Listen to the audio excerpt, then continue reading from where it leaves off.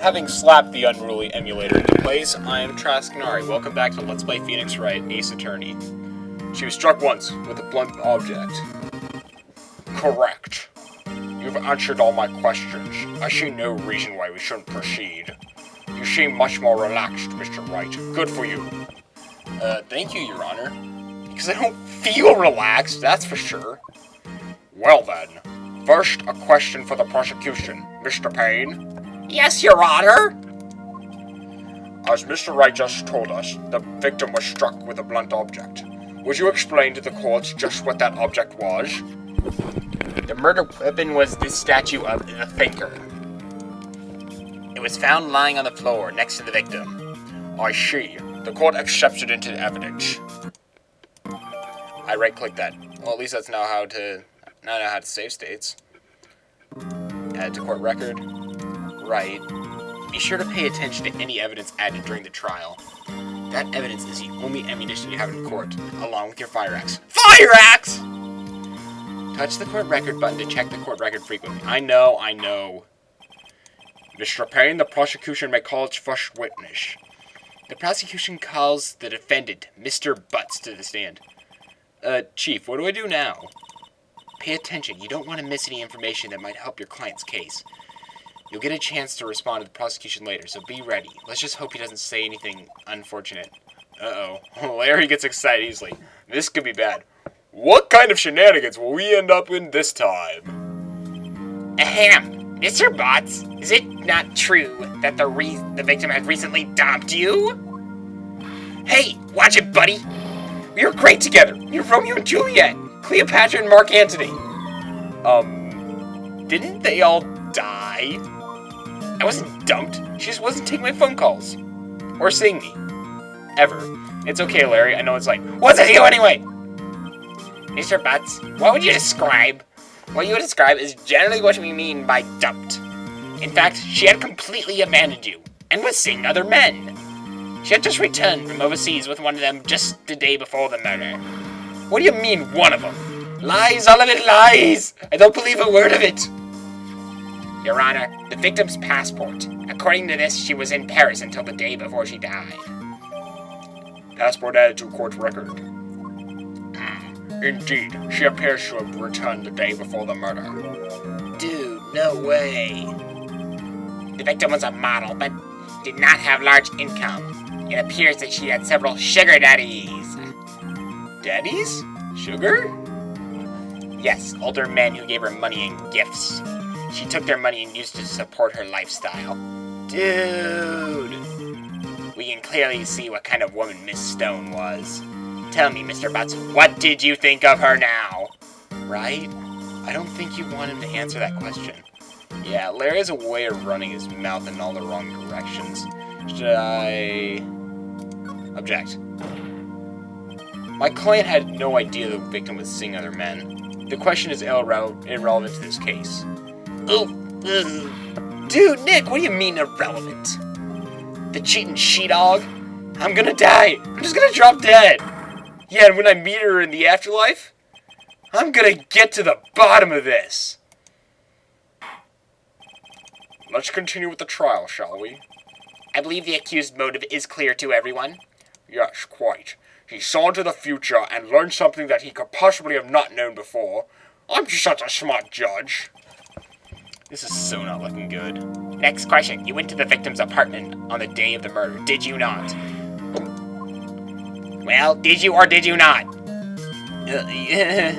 Well, maybe I did, and maybe I didn't. He went. What do I do? Have him answer honestly. I know. I'll send him a signal. Tell the truth. I have no idea how that spells tell the truth, but do it. Alright, yeah, I was there. I went. Order! Well, Mr. Butch. Dude, chill. She wasn't home, man, so I, didn't see her.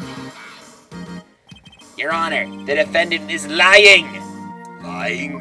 The prosecution would like to call a witness who can prove Mr. Butts is lying. Well, that simplifies matters. Who is your witness? The man who found the victim's body just before making the gruesome discovery He saw the defendant fleeing from the scene of the crime. Order in the court. Mr. Payne, the prosecution may call its witness. Yes, Your Honor. This is bad. On the day of the murder, my witness was selling newspapers at the victim's building. Please bring Mr. Frank Sawit to the stand. Oh, since he is. Mr. Sawit, you sell newspapers to patricians, is correct?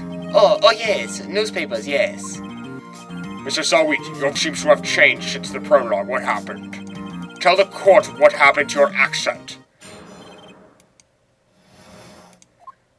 Oh, you see, I was going door to door selling subscriptions when I saw a man fleeing the apartment. As he must be in a hurry because he left the door half open behind him. Thinking it strange, I looked inside the apartment. Then I saw her lying there, a woman, not moving, dead! I quailed in fright and found myself unable to go inside. I sought to call the police immediately. However, the phone in her apartment wasn't working. I went to a nearby park and found a public phone. I remember the time exactly, 1:00 p.m. The man who ran was, without a doubt, the defendant sitting right over there.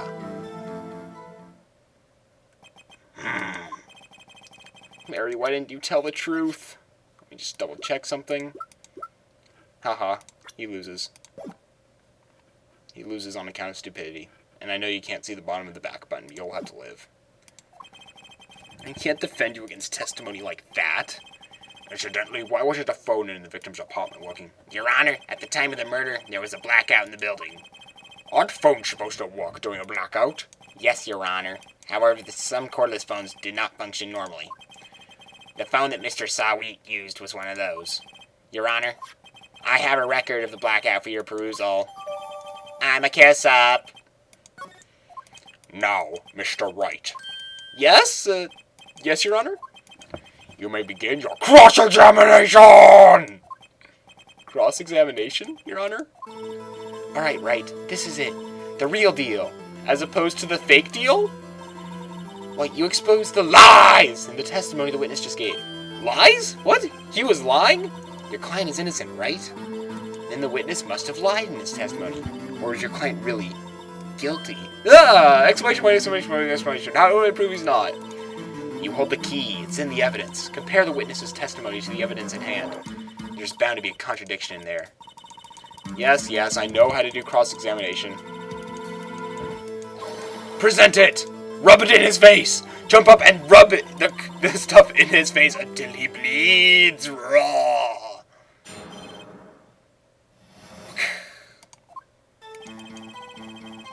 Don't care. Don't care. Don't care. Don't care. Press him on that. Are you sure she was dead? Wow, well, yeah, no, I guess I wasn't. But she wasn't moving at all, and there was blood everywhere. I guess that would look fatal to anyone. Very well, what happened next? I quailed in fright. I found myself unable to go inside. So you didn't touch anything in the apartment? Yes. I mean, no, nothing. Okay, what happened next? Hold it! You thought to call the police? Does that mean you didn't actually call them? Please, listen to the rest of the testimony. You thought to call the police. What happened next? I like yelling at him! The phone in her apartment wasn't working? Yes, I mean, no, it wasn't, right. But you said you didn't go in the apartment. Or did you? Oh, that? I can explain that. There was a cordless phone on the shelf in the entranceway. I reached inside and tried to use that to call. And the phone wasn't working, correct? What happened next? You are wrong! You found the body at 1:00 p.m. You sure? Yes, it was 1 p.m. for certain. Frankly, I don't give a damn. Wait. Your statement directly contradicts the autopsy report. The autopsy notes the time of death sometime after 4 p.m. There was no body to find at 1 p.m. How do you explain this 3-hour gap? That. Oh, This is trivial. The witness merely forgot the time. After his testimony, I find that hard to believe. Mr. Sawit, who are the body after 1 p.m.? Oh boy, this is where it starts getting exciting. Come back next time, and we'll see just where this silly contradiction will end up Mr. Sawit in his ridiculous accent. I'll see you later. I'm Trascanari.